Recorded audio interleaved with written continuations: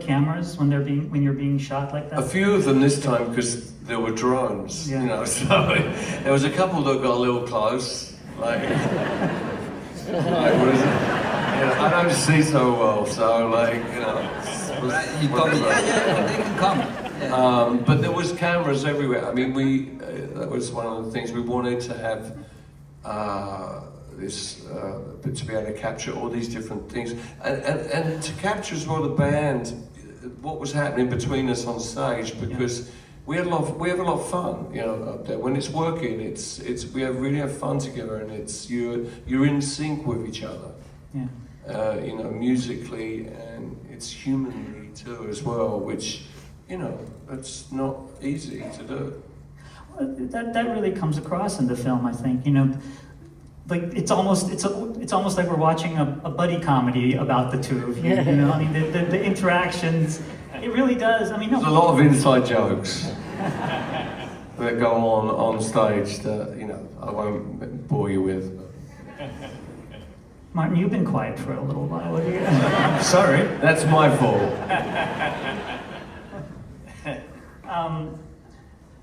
Fernando, I wanted to ask you about this. I don't know how familiar you folks are with Fernando's other work.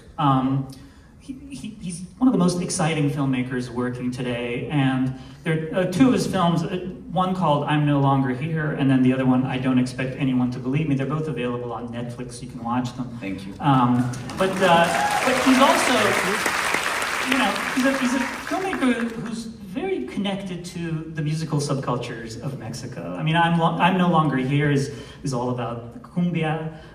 He directed the first season of Los Espookies. And tell us a little bit about Depeche Mode and Mexico.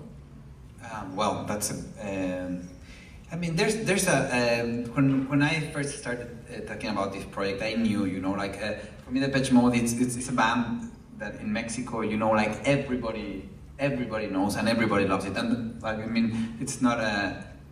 There's a reason for which we decided to shoot this film there, right? It was like 3 sold out, 80,000 stadium capacity, and for me, what impresses me the most about the band is like how well it worked with so many different sectors of the population in Mexico, where like some other things, like you were talking about, like subculture, they have like their identity anchored to one specific music kind. The legacy and the sound of Depeche Mode is like in Mexico all throughout. For me, it was very, very, very interesting because of course I was directing the concert, and then I have a very different group of friends, from friends who love, like, I don't know, hardcore, to other friends who are like now listening to what their kids are listening to.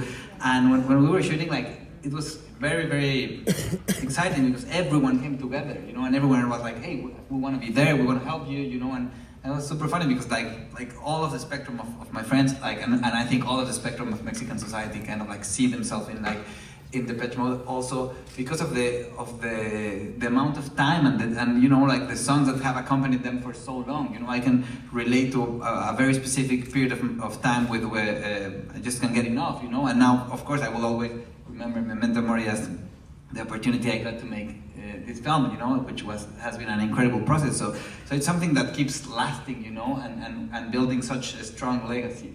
And I think Mexicans connect very much with that kind of like nostalgic aspect of like things that represent a particular moment in your life. And I think that's also something that other music have in common.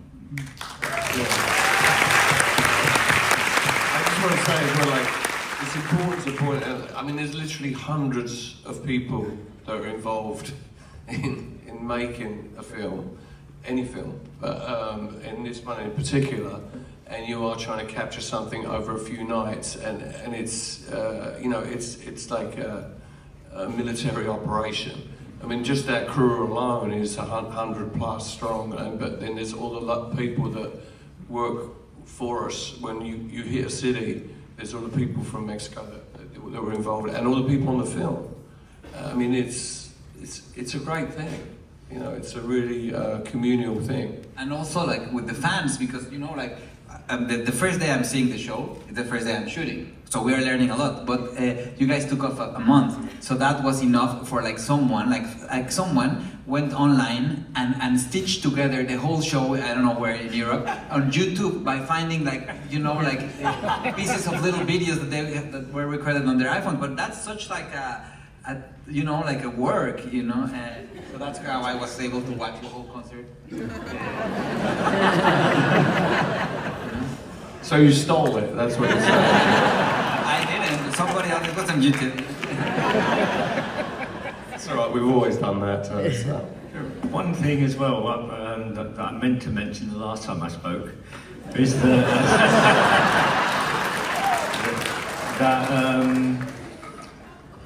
we've put out many films over the years, and the majority of them, live films have been recorded in Europe, and some have been recorded in America. And so I think it was really important and great that we got to do this in Mexico, because we've had so much support from Mexico over the years.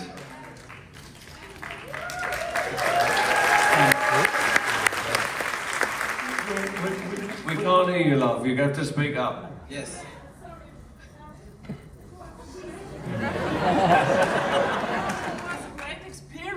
To come from Germany to Mexico and to see all the 3 shows. I'm so happy that I was there, and it was really amazing. Thank